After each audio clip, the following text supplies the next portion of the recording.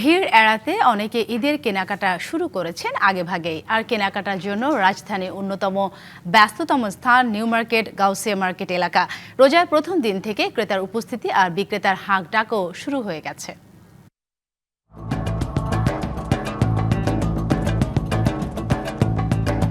শুরু হলো রমজান, শুরু হয়ে গেছে ঈদের কেনাকাটাও। শেষ সময়ের ভিড় এড়াতে অনেকে আগেভাগে আসছেন মার্কেটে। শুরুতে শপিং করার মূল কারণ হচ্ছে ভিড়, অনেক বেশি ভিড় থাকে, তো এখন একটু ফাঁকা পাচ্ছি। ছোট বাচ্চা আছে যার কারণে শুরুতেই আর কি শেষ করে ফেলছে এগুলা।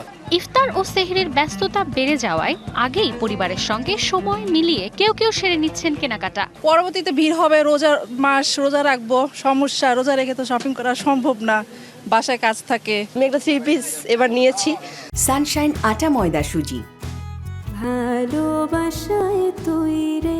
তো দেখতেছি এখন আরো টপস মানে কি নিব। ফ্যামিলির কেনাকাটা যেটাই আছে আগে ভাগে করে ফেলা, যাতে সেই ভেজালটার মধ্যে আসলে আর আসতে চাচ্ছিলাম না। এই জন্য নতুন সরকার গঠনের পর নড়েচড়ে বসেছেন ব্যবসায়ীরাও। এবার ঈদের জমজমাট বেচাকেনার আশা তাদের। রমজানের প্রথম দিনে আমাদের কাস্টমারের বেশ চাপ পড়েছে। সারা বছরই বিজনেসটা খুব বেশি ভালো যায় নাই, দেশের সবকিছু মিলিয়ে পরিস্থিতিটা খুবই ঘোলাটে ছিল।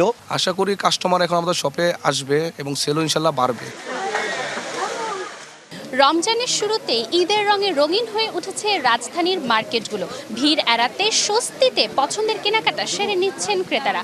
আর এই আগাম বিকিকিনিতে সন্তোষ প্রকাশ করেছেন ব্যবসায়ীরা। Manjuma Afroz Nilima, DBC news, Dhaka.